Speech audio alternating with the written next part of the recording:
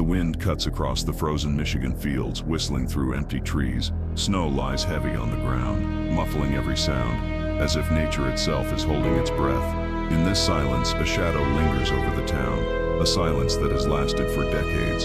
For years, families have asked the same haunting question: what happened to them? It all began in the early 1990s, a time when life in small-town Michigan seemed safe, almost untouched by the troubles of the bigger cities. Neighbors left their doors unlocked. Children played outside until dark. Families gathered for church on Sundays, and everyone seemed to know everyone. But beneath this image of peace, something dark was about to unfold. In 1993, a young woman named Helen Weber vanished without a trace. She was only 21 years old, full of life and known for her laughter that could light up a room. Friends remembered her as kind-hearted, someone who dreamed of moving to a bigger city one day. That dream never came true. On an ordinary evening, after saying goodbye to her co-workers, Helen never made it home. Her car was later found parked neatly near the edge of town. Keys missing, her purse left behind, no footprints in the snow, no sign of struggle, just gone. The town was shaken. Parents held their children tighter. Rumors spread. Was it an accident, a runaway, or something more sinister? The police searched the fields, the woods, the lakes nearby. Volunteers joined, carrying flashlights and hope, their breath visible in the cold night air. But after weeks of searching, no trace of Helen appeared. Time passed, and the silence grew heavier. Then, in 1997, it happened again. This time, another young woman, Jennifer Martinez, just 19, disappeared in a strikingly similar way. Jennifer was a college student, bright and ambitious, with dreams of becoming a nurse. On the night she went missing, she had gone to visit a friend, but she never returned home. Her parents called the police when she didn't show up for dinner, and once again, a frantic search began. Jennifer's disappearance reopened the wounds left by Helen's case. Two young women, both gone without explanation, both leaving behind families desperate for answers. And yet, once again, the trail went cold. The fear in the community was overwhelming. Mothers no longer let their daughters walk alone at night. Fathers drove their children everywhere, even to short distances. The town that once felt safe was now wrapped in suspicion. People whispered in grocery stores, exchanged glances at church, and wondered if the person responsible was living among them. Everywhere you looked, there were flyers with smiling faces and the word missing written in bold red letters, on telephone poles, on windows, in diners where people tried to go about their lives. Those faces stared back, day after day, demanding answers that never came. For the families, life was never the same. Helen's mother kept her daughter's room exactly as it had been, the bed neatly made, the posters on the wall untouched, as if Helen might walk through the door at any moment. Jennifer's parents never stopped calling her name when they visited the lake she loved. Birthdays and holidays became painful reminders, empty chairs at the table that no one could fill. The cases made headlines at first, but as years turned into decades, the media coverage faded. The missing women became names mentioned only in hushed conversations or remembered on anniversaries, but the pain never left. The mystery of their disappearances lingered like a ghost over Michigan, a chilling question whispered through the snowy winds. How could two young women vanish into thin air and no one know what happened? The answer would not come for decades, until one day when technology, persistence, and the determination of investigators would finally break the silence. But in those early years, all anyone had was fear, grief, and a mystery that seemed unsolvable. The days after Jennifer's disappearance felt different in the small Michigan town. The air seemed heavier, the streets quieter, people still went to work, children still went to school, and church bells still rang on Sundays, but underneath the surface, nothing was the same anymore. When one person disappears, it shocks a community, but when it happens again in the same way, only a few years apart, it does something worse. It plants fear deep inside every heart. Suddenly, everyone began to wonder, who will be next? Parents who once let their kids walk home from the bus stop began waiting outside, no matter how cold or snowy it was. Teenagers who loved hanging out late at night no longer dared to. Even the smallest sounds, like a creak on the porch or a knock at the door, made families jump. The town, once warm and welcoming, now felt like it was living under a shadow. Neighbors began watching each other more closely. A friendly wave was now filled with doubt. People whispered, could it be someone we know, someone we see every day? At the grocery store, in the diner, at the gas station, every stranger felt like a possible suspect. Even longtime friends were looked at with suspicion. Flyers with the word missing in bold red letters were everywhere. Helen's and Jennifer's faces stared back from telephone poles, community boards, and the windows of corner shops. But instead of hope, those flyers became daily reminders of fear. Each time someone looked at them, the same thought returned. If it happened to them, it could happen to anyone. The families of the missing lived through a nightmare. Helen's mother hardly slept. She left her porch light on every night, praying that her daughter would come home. Jennifer's father patrolled the neighborhood, as if searching the streets could bring her back. Both families lived in constant pain, but also in constant fear that someone else's child would vanish next. The police tried to calm the community, but they had few answers. They searched, they interviewed, they set up tips hotlines, but as days turned into weeks, their silence only made the fear worse. If the police couldn't solve it, then what chance did anyone have to be safe? The town began locking its doors earlier. Windows that once stayed open at night for cool air were now bolted shut. Parents who used to let their daughters borrow the car for late-night drives now said no. High school dances ended early, streets emptied before dark. And in that silence, rumors began to spread like wildfire. Some said there was a stranger passing through town. Others believed it was someone local, a man hiding in plain sight. Stories of a shadowy figure seen on back roads or near the woods began to circulate. People whispered about a possible serial predator, but no one had proof. That fear began to eat away at the community's trust. The town was no longer united. It was divided by suspicion. The very fabric of the place, built on years of friendship and neighborly love, started to unravel. But the cruelest part of it all was the waiting. Every time the phone rang, a mother's heart skipped a beat. Every knock at the door made fathers wonder if it was news, good or bad. The silence between each police update was filled with unbearable tension. And for the families, fear was not just about the unknown.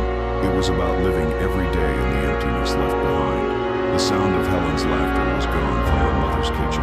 Jennifer's favorite songs no longer played from her room.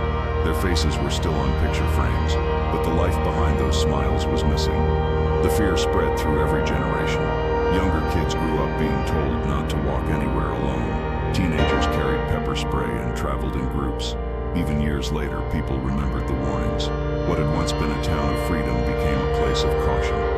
The mystery of the disappearances was not just about two missing women anymore. It was about an entire community living in fear of the unknown. Everyone asked the same question. Was the person responsible still out there? Was he one of them? That question haunted the town for decades. No matter how much time passed, the unease never went away. Even as new families moved in, even as children grew up and left, the memory of those disappearances stayed. It became a story told in whispers, a warning passed down. The silence wasn't just about the victims, it was about everyone left behind. And for nearly 30 years, that silence weighed on Michigan like a curse. The first days of the investigation were filled with urgency and determination. Police officers worked around the clock, driving through snowy back roads, questioning anyone who might have seen Helen or Jennifer. The whole community had their eyes on them, hoping that the mystery would be solved quickly. But instead of answers, what they found were walls of silence, walls of confusion, walls that grew taller with every passing day. When Helen Weber vanished in 1993, investigators began with the obvious leads. They checked her workplace, retraced her last steps, and interviewed her friends. Her car was carefully examined. No fingerprints, no signs of struggle, no hint of where she might have gone. It was as if she had stepped out of the world and disappeared into thin air. For every question the police asked, there seemed to be no answers. Detectives followed every rumor. Some people claimed they saw Helen near the highway. Others swore she had been at a local diner the night she disappeared. But each lead collapsed. Witnesses gave conflicting stories. Some admitted they weren't even sure what day they had seen her. Every path ended in the same place, nowhere. Back then, the tools investigators had were limited. DNA testing was in its early days, and small-town police didn't have the resources that larger cities did. Computers weren't what they are today. Databases were smaller, slower, and often unreliable. Detectives worked mostly with notebooks, maps pinned with markers, and long hours of interviews.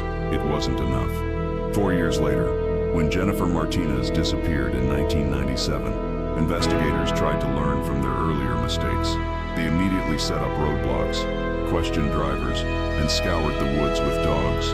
Helicopters circled overhead, search parties spread out, combing every inch of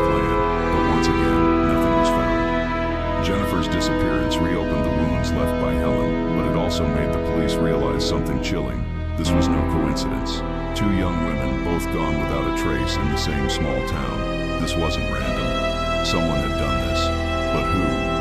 The community grew restless. Families begged the police for answers. Candlelight vigils were held in front of the courthouse, with mothers crying into their hands, holding pictures of their missing daughters. Each vigil brought promises. We will not stop searching. We will find them. But as weeks turned into months, those promises began to sound empty. For detectives, the case became heavier each day. They had thick folders filled with notes, photos, and interviews. But inside those folders was frustration, not answers. Every theory they built eventually collapsed. One moment they suspected a stranger passing through town, the next they thought it might be someone local. Each time the evidence didn't hold. The media pressure added another layer of difficulty. News reporters asked hard questions that the police couldn't answer. Headlines screamed, "Is a killer loose in Michigan?" Families were interviewed on television, begging for help. And every time the cameras showed Helen's or Jennifer's face, it was another painful reminder that time was running out. Some leads were almost cruel in how they ended. One night, an anonymous tip suggested that Jennifer had been spotted in another state. Police followed the lead, traveling hundreds of miles, only to find it was a case of mistaken identity. Another time, a man claimed to have overheard suspicious conversations at a bar. After weeks of digging, detectives discovered he had made it up for attention. Each false lead drained precious time and energy. The frustration wasn't just professional, it was personal. Many of the officers knew the victims' families. They attended the same churches, shopped at the same stores, lived in the same neighborhoods. They saw the grief on their neighbors' faces every day, and they carried the weight of not being able to give them answers. As the years passed, the investigation grew colder. Evidence sat in storage rooms, untouched except for the occasional review. Boxes filled with photographs gathered dust. Witnesses moved away. Memories faded. What little evidence existed became harder to use. By the early 2000s, many people believed the cases would never be solved. Detectives retired. New officers joined the force, but the cold case files sat quietly in the back of their offices waiting. And yet, even as the years stretched on, there were people who refused to give up. Some investigators carried Helen and Jennifer's faces in their minds long after the official searches ended. Families kept calling, kept asking, kept hoping. But for decades, hope always ended in disappointment. No arrests, no answers, no closure. The frustration was more than just a lack of evidence. It was the pain of knowing that the truth was out there somewhere, hidden by silence. Maybe the person responsible was still living in the same town. Maybe they were passing neighbors in the grocery store every week. Or maybe they had vanished, taking their dark secret with them. For nearly 30 years, the case remained a mystery. For nearly 30 years, investigators carried the weight of failure. And for nearly 30 years, families carried the pain of not knowing. But what no one realized then was that time itself would become the most important tool. Technology would change. Forensic science would advance. And one day, those dusty files sitting in a police station would be opened again, and this time they would finally tell the truth. After the searches ended, and the cameras left, silence crept over the town. A heavy, unbearable silence. It wasn't the peaceful kind that came after a long day or the quiet you hear in the snowy Michigan nights. This was a silence filled with pain, questions, and the weight of the unknown. The files on Helen Weber and Jennifer Martinez's disappearances were pushed into the cold case drawer at the local police department. The pages inside told a story of desperation, hundreds of interviews, search maps, photographs, fingerprints, and handwritten notes.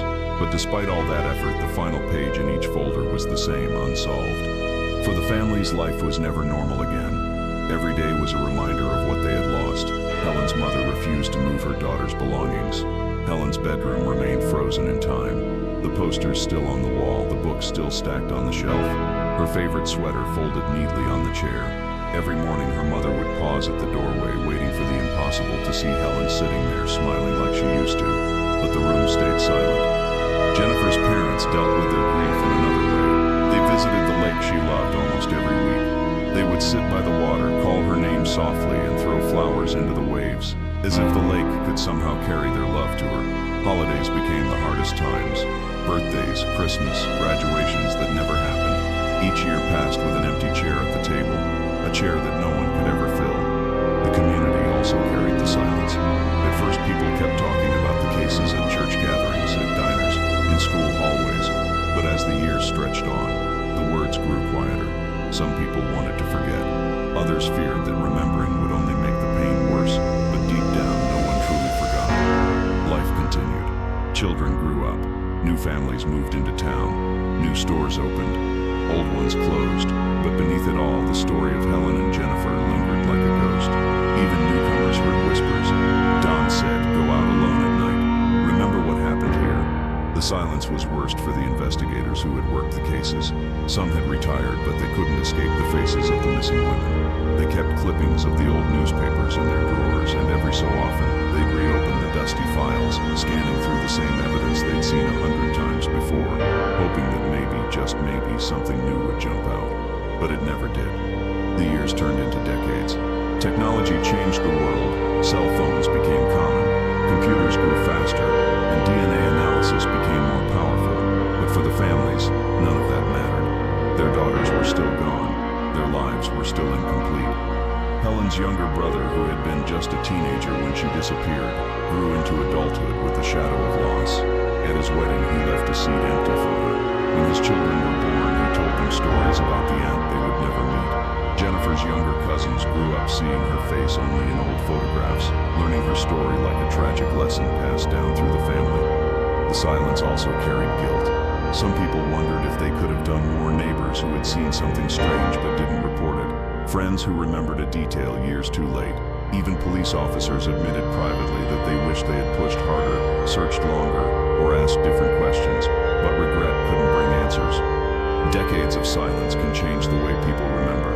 At first, the memory of Helen and Jennifer was sharp, the sound of their voices, the brightness of their smiles. But as the years stretched on, even those memories began to fade. Photographs grew older, their colors fading in the sunlight. Voices became harder to recall, and that perhaps was the cruelest part of all. Still, their families never gave up. Every anniversary of their disappearance, someone lit candles. Every few years, the families called the police again, asking for updates. And every time the answer was the same: nothing new. But behind that silence, something was happening. Evidence was waiting in boxes, quietly sitting under lock and key. Technology was advancing, slowly but surely, and investigators, some old, some new, were watching, waiting for the right moment to reopen the files. The silence of the 1990s and 2000s was long and painful. It stretched across decades like a shadow haunting the community. People moved on with their lives, but the mystery was always there, lurking in the background. The unanswered questions never truly went away. Where did Helen go? What happened to Jennifer? Who was responsible for tearing two young women from their families? For 30 years, those questions had no answers. For 30 years, families lived with grief and suspicion. And for 30 years, justice remained just out of reach. But silence, no matter how long, can be broken. And soon that silence would crack wide open. It had been nearly 30 years since Helen Weber and Jennifer Martinez disappeared. For many, the cases had become painful memories, whispered about only in quiet conversations. But inside the police department, buried in the back of a storage room, the files still existed, thick, dusty folders filled with photographs, interviews, and evidence that had gone untouched for years. Then one ordinary morning, a detective flipped open one of those old files and history began to change. By the 2010s, forensic science had leaped forward in ways that were unimaginable back in the 1990s. DNA technology, once slow and limited, had become precise and powerful. Fingerprint analysis was more advanced, databases were bigger, and computers could connect details across states in seconds.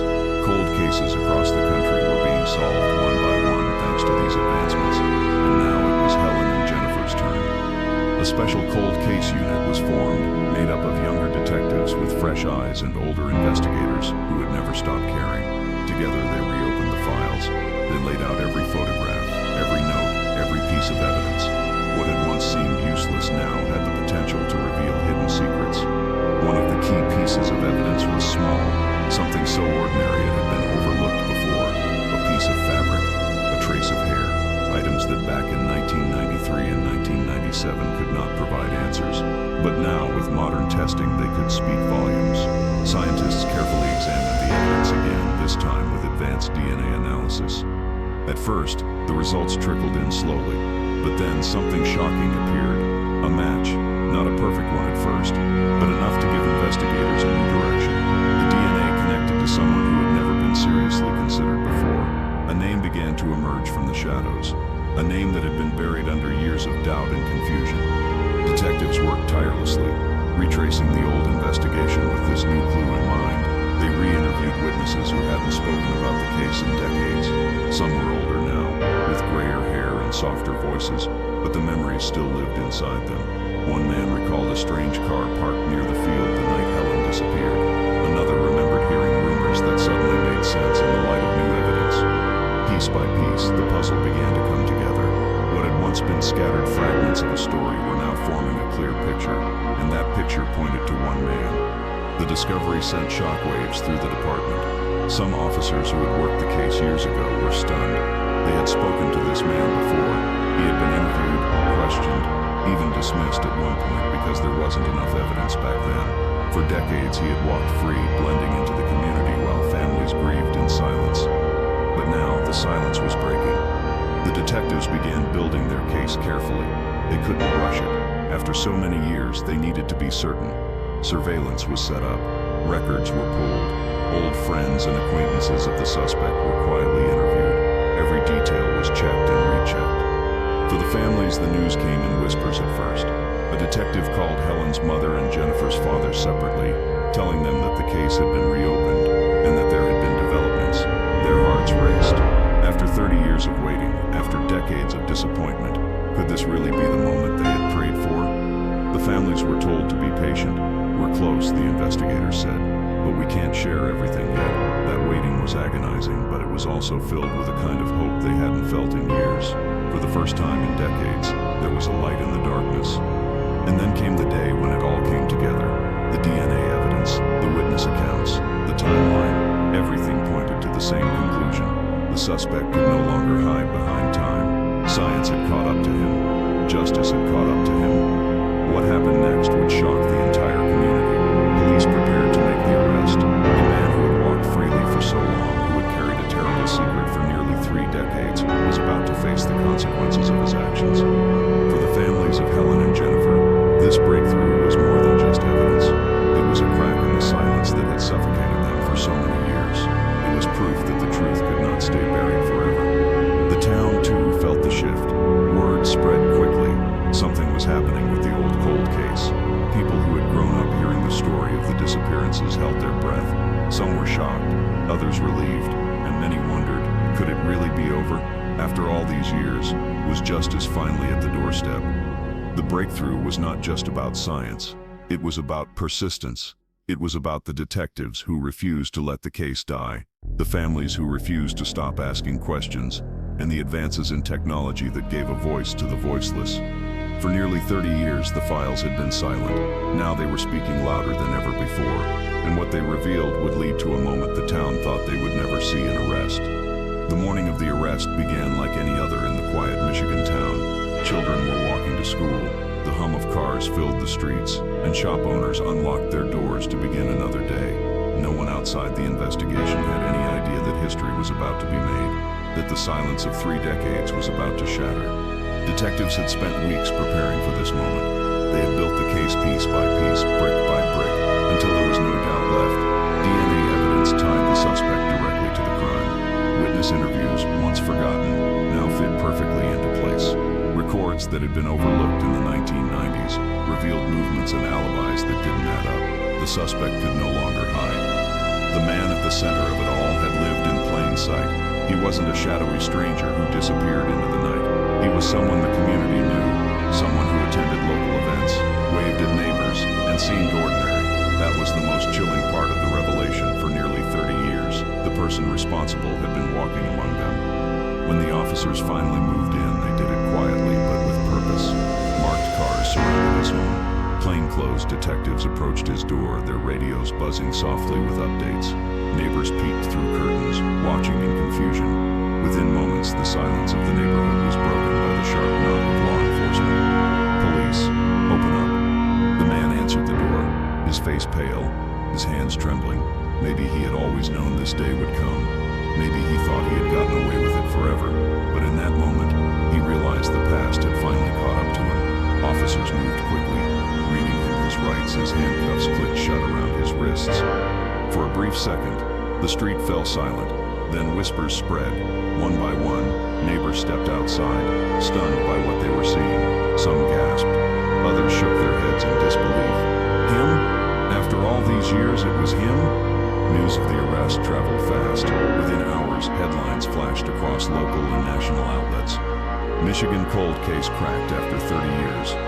Arrest made in 1990s disappearances. Justice at last. Decades-old mystery solved. Families who had waited nearly their entire lives for answers finally received the call they had prayed for. Detectives spoke gently but firmly. We, Seth, made an arrest. Helen's mother fell to her knees when she heard the words. After so many years of waiting, of lighting candles, of keeping her daughter's memory alive, she finally knew someone would face justice. Jennifer's father broke down in tears, clutching the phone with both hands. He had promised himself he would never give up. And now, after 30 years, that promise had been fulfilled. The community's reaction was a mix of relief, shock, and anger. People who had once doubted the police now praised their persistence. Others couldn't believe the suspect had lived among them for so long. I saw him at the grocery store every week, one neighbor said. I never imagined he could be capable of something like this. Court records later revealed that the man had been questioned in the original investigation, but with little evidence at the time he was released. He had blended back into normal life, watching as the years passed, while families mourned and investigators struggled. He may have thought he was free forever, but science and determination proved otherwise. The arrest didn't bring back Helen or Jennifer. It didn't erase the pain of 30 lost years, but it did bring something powerful: justice. It brought answers to families who had lived too long in silence. It brought relief to a community haunted by fear, and it proved that time could not erase the truth. When the suspect was escorted into the courthouse for his first hearing, cameras flashed, reporters shouted questions. The crowd outside grew larger by the hour. Some people wanted to see justice served. Others simply wanted to lay eyes on the man who had stolen so much from their town. Inside the courtroom, the family sat together, their faces heavy with emotion. They looked at the man in handcuffs, the man who had stolen their daughters, their sisters, their nieces, and for the first time, they saw him not as a shadow, but as someone who would finally face the law. The silence of 3 decades was broken that day. The unanswered questions that had haunted a generation were replaced by a new reality. The truth had finally come out. The arrest was not the end of the story. It was the beginning of justice. But for the families of Helen and Jennifer, it was the moment they had been waiting for: proof that their daughters were never forgotten, proof that their pain had not been ignored, proof that even after 30 years, justice could still find its way home. The arrest had sent shockwaves through Michigan, but it was only the beginning. Now came the long process of turning evidence into justice. The courthouse became the center of attention. Every hearing, every update, every new detail pulled the community deeper into a story they thought they had lost decades ago. When the suspect first appeared in court, the room grew tense. He sat at the defense table, shackled, his eyes lowered, avoiding the families of the victims. The judge read the charges: murder, kidnapping, and unlawful imprisonment. Each word echoed through the courtroom like a hammer striking metal. The families sat quietly in the front row, holding photographs of Helen and Jennifer. These weren't just pictures, they were reminders that the girls were more than names in a file. They were daughters, sisters, friends, lives stolen too soon. Reporters filled the back of the room, scribbling notes and whispering updates into cameras. The nation watched, fascinated by how a case that had gone cold for 30 years was now burning hotter than ever. The prosecution revealed how DNA technology had advanced over the decades. Back in the 1990s, the samples collected were too small, too degraded to mean much. But modern science could now unlock secrets that were once invisible. That breakthrough gave detectives the final link they had been searching for: the undeniable connection between the suspect and the victims. The trial itself was long and painful. Witnesses were called to remember things they had tried to forget. Old detectives testified about sleepless nights, about years of doubt and frustration. Neighbors recalled strange behaviors, moments that seemed unimportant back then but now stood out as pieces of a much darker puzzle. Through it all, the families sat together, strong but broken, waiting for justice. There were moments of anger, moments of tears, and moments of exhaustion, but they never stopped showing up because they knew Helen and Jennifer couldn't be there for themselves. The defense tried to argue that the evidence was too old, that memories had faded. the suspect had lived an honest life since then, but the facts were too strong. The science was too precise. The jury listened carefully, weighing the pain of the past against the evidence of the present. When the verdict finally came, the courtroom was silent. The judge asked the foreman to stand. Guilty. The word cut through the air, sharp and final. Guilty on all major counts. The families clutched each other, tears running freely down their faces. Some cried out in relief. Others simply bowed their heads, whispering thanks. The man who had hidden in plain sight for decades would never walk free again. The weight of his crimes had finally caught up with him. For the families, it wasn't complete healing. They would always live with the absence of their loved ones. But it was closure. It was proof that justice, though slow, was not blind. After the trial, the community held a candlelight vigil in honor of Helen and Jennifer. Hundreds gathered in the town square, holding flickering lights against the evening sky. For years, the families had lit candles alone, hoping someone would remember. Now the entire community stood together, united in remembrance. One by one, people shared their memories. A former classmate of Helen spoke about her laughter, how it could brighten a room. A neighbor of Jennifer remembered her kindness, how she always offered to help with groceries or shovel snow. These weren't just victims of a crime. They were young women whose lives had been stolen, whose futures had been erased, and now, finally, they were honored the way they deserved. The case became a symbol of perseverance. Detectives across the country pointed to it as proof that cold cases could be solved, no matter how much time had passed. Families with missing loved ones found new hope, believing that someday they too might hear the words they had been waiting for. We've made an arrest. But beyond the headlines, beyond the courtroom, the story carried a deeper message.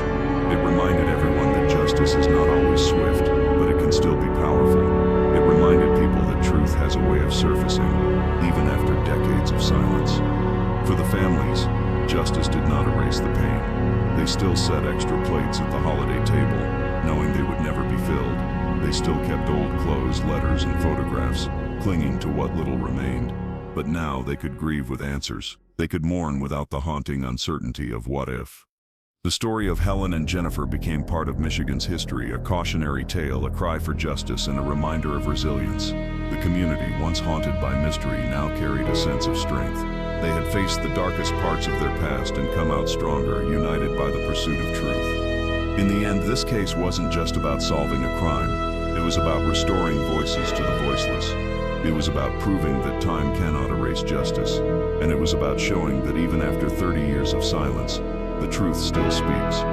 As the candles flickered that night, the family stood together, hands clasped, their faces lit by the warm glow. For the first time in decades, the silence was not filled with fear or grief, but with peace. Justice had come home.